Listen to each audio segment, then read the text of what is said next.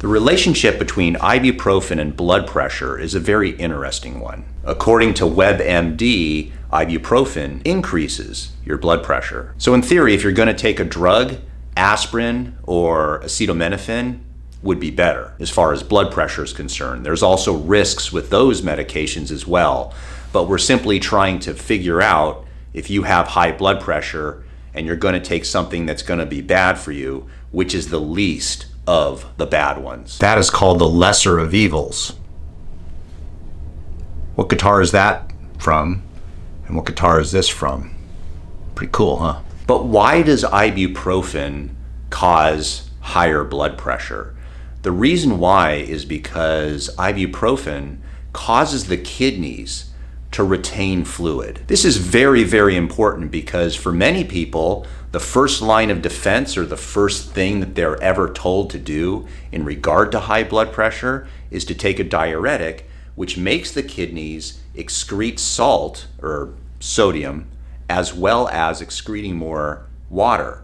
And when it does that, the volume of blood inside the arteries goes down and the blood pressure goes down.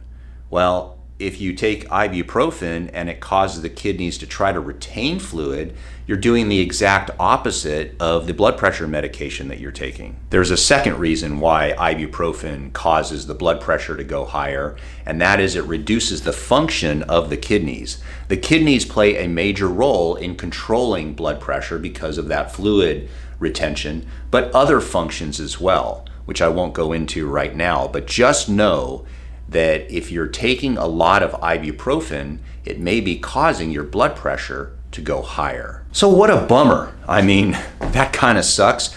So what's the solution? What do you do if you're in pain?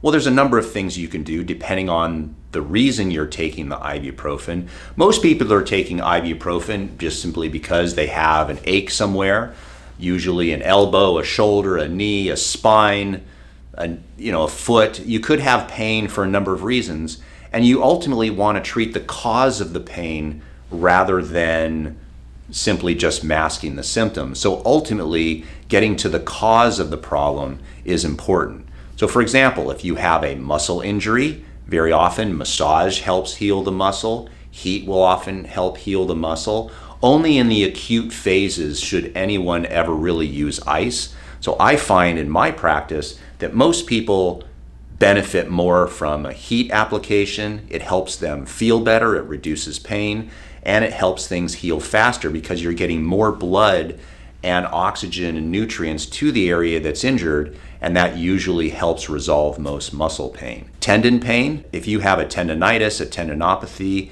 eccentric exercises are important in healing that condition. I have lots of stuff on my YouTube channel regarding this, so you can just consult that later on. If you have a joint problem, very often joint mobilization or adjustments can help. If you have arthritis, very low pressure but movement oriented exercises are beneficial for people with arthritis. But if you have a small fever, maybe 99, 100, 101, very often you're sick and you don't feel good. Well, the thing is, you're supposed to not feel good when you're sick. So rather than raising your blood pressure with a drug like ibuprofen, maybe just let your body do what it's trying to do naturally by heating your body up, which kills viruses and bacteria, and that will allow you to heal much better. So there's lots of solutions, natural solutions, to get your body to feel better and actually heal without just masking the symptoms. So if someone has a tendency towards high blood pressure, or they're taking medications for high blood pressure, taking ibuprofen, just so you know, raises your blood pressure. If you want to be healthy, you gotta try Kerchunka.